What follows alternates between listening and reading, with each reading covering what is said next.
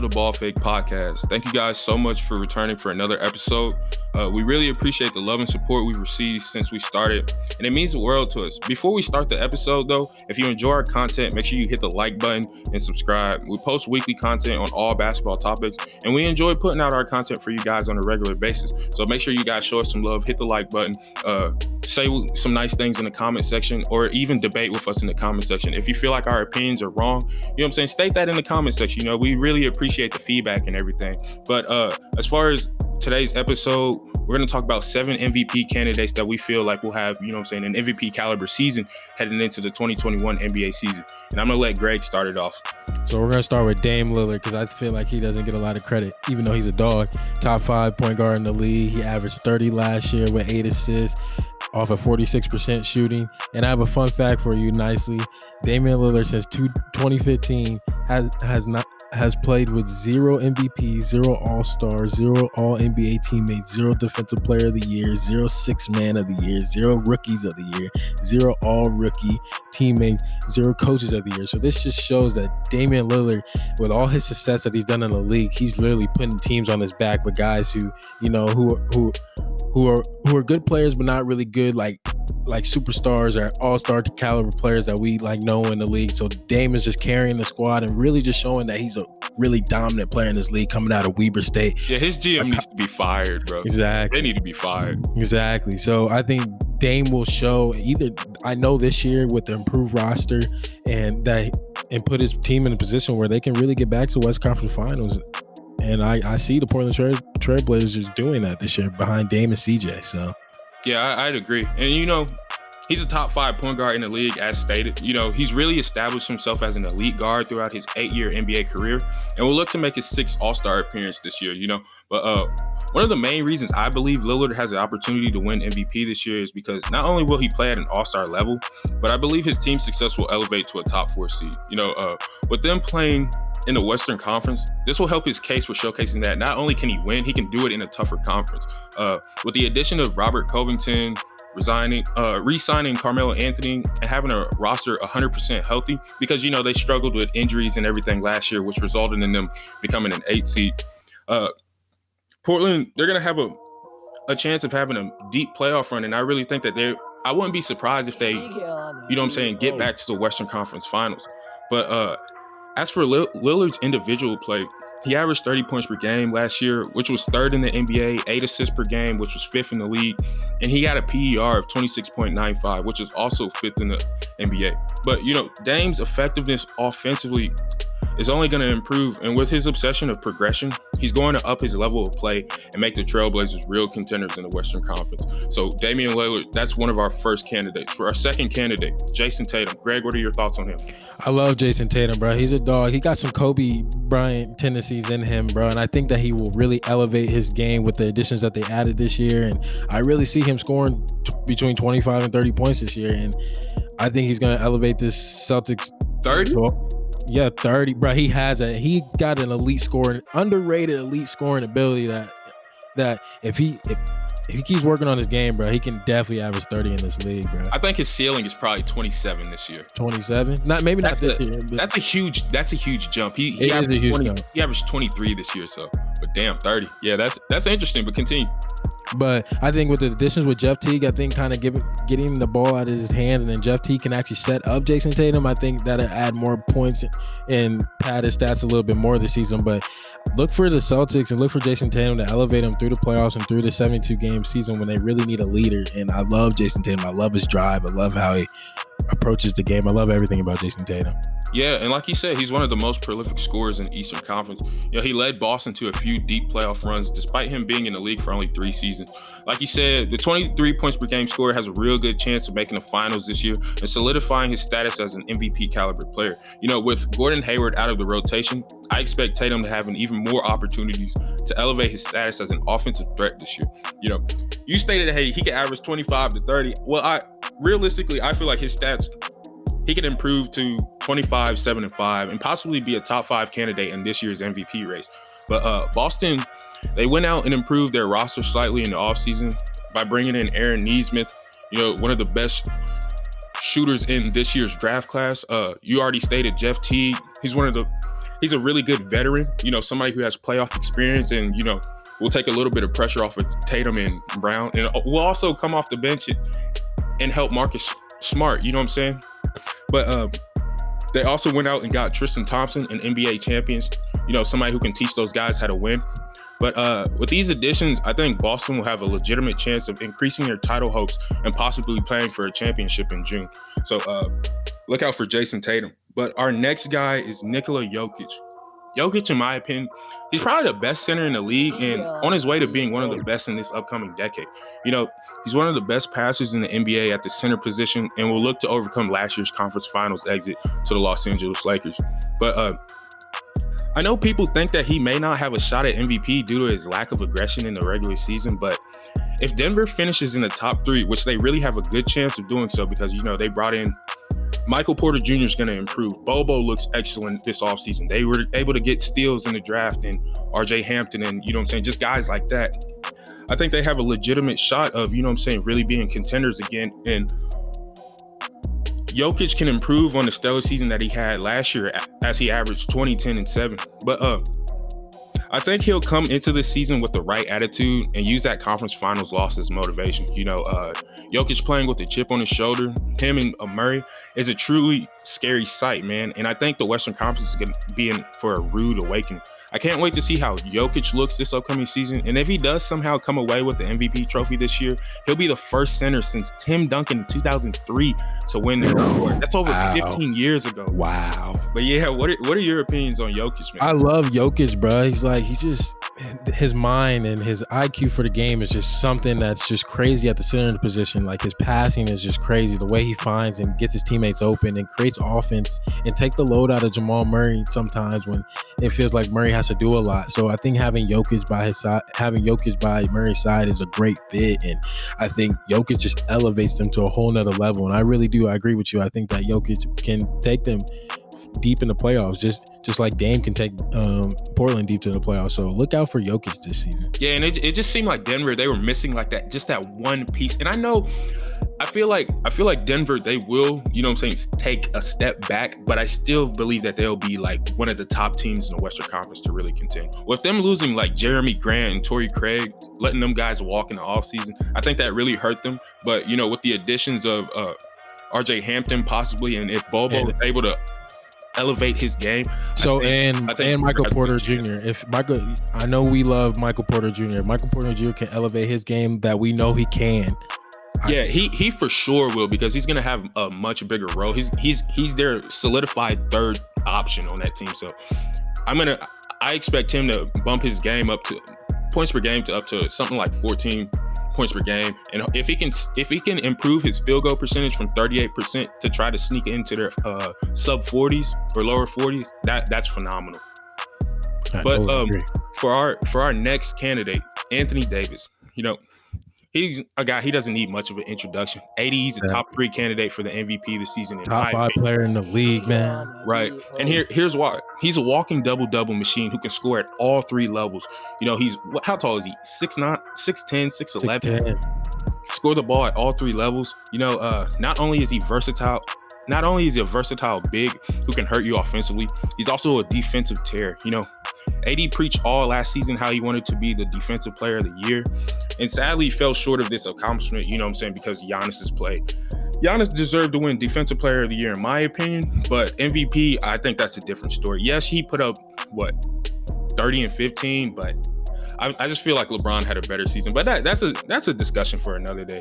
But although he didn't win defensive player of the year, he did indeed win a title, which also happened to be one of the toughest championships in NBA history. So we have to give AD credit for that. And Davis, he's going to enter this season with a ton of confidence, and with the offense being ran through him, he's going to excel and continue to put up MVP caliber numbers. But as long as he stays healthy and the Lakers don't fall flat on their face, I don't see why Davis wouldn't be one of the top choices for the MVP award this year. But Greg, what are your opinions on it?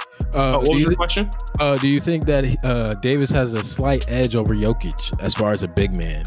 Well, for the MVP. definitely, because he can do way more offensively, and he's also giving you a defensive presence. Like we said, offensively, he's a 3-level scorer, 6'10", 6'11", long arms, defensive threat. You're not going into the paint without, feeling Anthony Davis's presence. And, he's going to be on a much better team, a team not only coming off of a championship, but a team that went out and came off a championship and brought in key pieces that, helped elevate their team. So I totally agree. Yeah, I think Davis averaged 2.3 blocks last season, so he's just a demon down as a rim protector. Yeah, and that's why he's my top 3 candidate for. Yeah, I totally agree. He plays well off LeBron, and I just think he just brings that energy and that toughness to a Lakers team that definitely needs it. And in addition with the Montrezl Harrell, they definitely have that toughness like they did last year. But right, yeah. And I think they are still missing one piece, like a guy who, because AD, he's not really I wouldn't say he's an ISO player. He's talented, but I wouldn't say he's an ISO player. He's not a guy you just give the ball to and he plays one-on-one. Like, he's not really that type of guy. But I do think LA's missing an ISO player, and that will really, solidify their chances of really being NBA back-to-back champions. So that's our take on that. But for our next guy, James Harden. Now, I know Harden isn't necessarily the favorite to win MVP, in my opinion, due to his unsure future in Houston and the fact that he's going to be a victim of voters' fatigue. We already know how that goes, But despite all this, he will be considered in the conversation for MVP, and here's why. He's bound to have a historic game any given night. James Harden, any offensive record is bound to be broken anytime he laces up on the court. With that being said, his nightly performances will not go unnoticed, and if he puts up absurd numbers on a nightly basis, the media will have no other choice but to put him in the conversation. His performances, they will not go unnoticed because he gives you just crazy numbers. I mean, for somebody to average 36 points per game and only have one MVP, it kind of says a little bit about him, but I don't know. But Harden's a great player, natural scorer who can just put the ball. He can score at 3 levels and put the ball in the basket. I mean, that's just what he does in the NBA. But I mean, I don't know. Do you think the media just doesn't want to give him another one just to what his play style, or like, what do you think about why he doesn't have more than one? Well, it's like I said, it comes down to the MVP award is a likable and it's an award where the media, you have to be likable, and on top of that, you have to really, the storyline has to fit. I don't think there's really a storyline when it comes to James Harden. He's still going to be a candidate because, he's James Harden. He's going to put up numbers.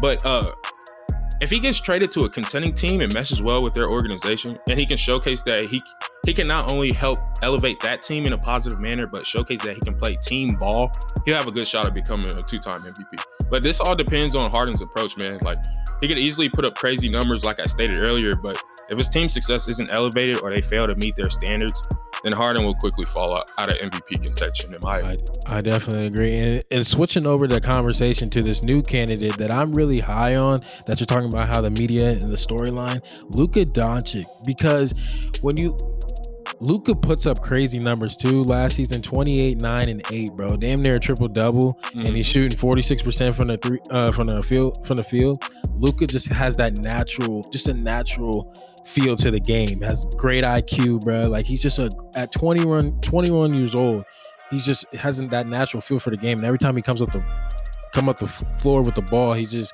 gonna make a great play.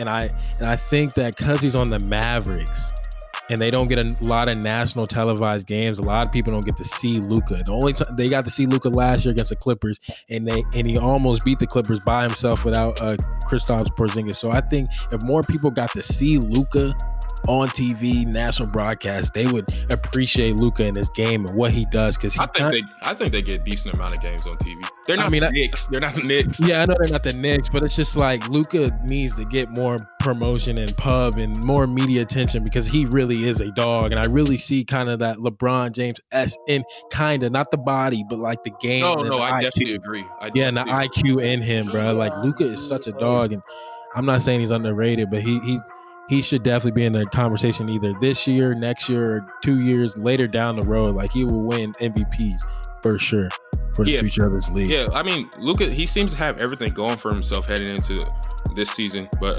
he's got a good enough narrative and storyline for him to win MVP, and he's an electrifying and likable player. Like I said, those are the requirements for real, if we're being honest. But stats won't be a problem heading into this year, as he averaged a near triple-double. Like you said, he put up a PER of 27.6 in just his second season. That's crazy. He still has room to improve, though, as his three-point percentage, it wasn't really efficient last year, but I wouldn't worry about that because the addition of Josh Richardson, that'll allow Luka to play off ball more and get better looks from three. But health and team record will be Luka's only setbacks from preventing him from winning MVP. Last year, they were a 7 seed heading into the Western Conference Finals.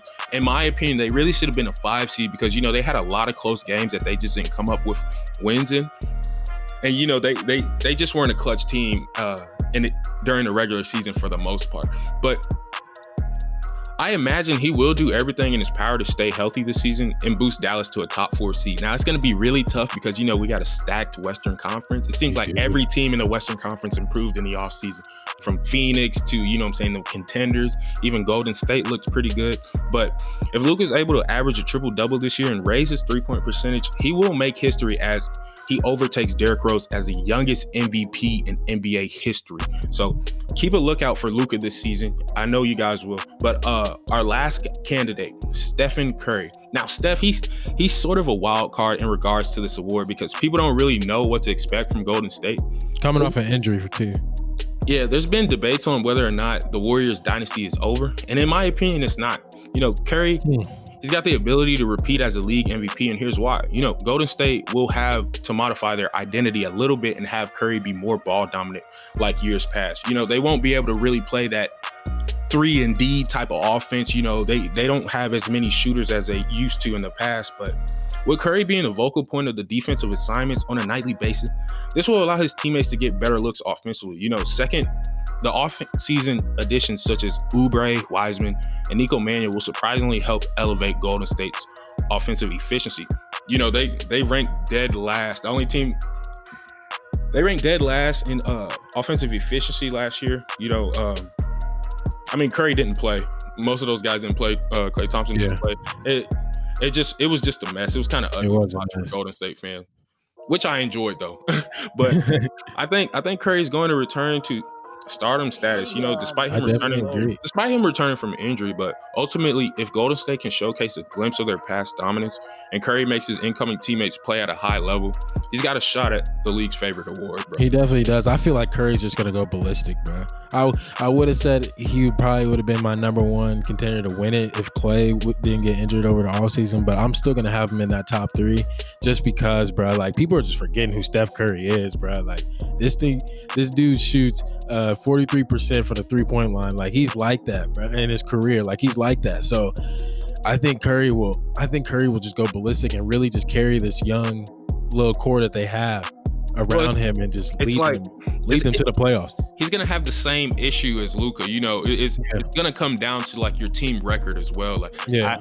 Like I said, the Golden State Warriors, they're kind of a question mark. I don't know if they're really a team that's gonna be a lower seed or a middle of the pack. It's just gonna. It depends on those incoming guys, man. Like I said, Oubre, how's Wiseman gonna be for you? I think Nico Mannion, he's a sleeper. Yeah, he is a sleeper. He put on some weight too. He's looking good. Yeah, I seen clips of him in them open runs, but yeah, like I said, it's gonna come down to team success for Curry and them. But thank you guys so much for listening to another episode of the Ball Fake Podcast. We really appreciate the love and support that we've been getting. But we didn't have a winner for our $100 giveaway. Nobody wanted to really participate in it. You know what I'm saying? There was a few people that shared, but you guys didn't comment. You have to share and comment to qualify for the $100. So what I'm gonna do is I'm gonna extend the deadline to Christmas. What's today? Today is what, the 10th, 11th? 10th. Today's the 10th. Well, this will drop on the 11th. So you guys have an extra 2 weeks, to share our videos, turn on post notifications, and comment Ball Fake Podcast with a heart or any emoji that you like. But we're giving you guys, once again, until Christmas, right?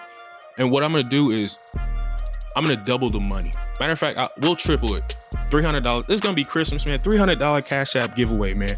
For whoever can comment the most, share our videos the most, and turn on post notifications, you get the $300. But guys, once again, thank you for tuning in to another episode. We really appreciate the love and support, like I said. But Thank you. It's your boy Nicest Young and Benny. I'm here with my co-host Greg King, and we out. We out.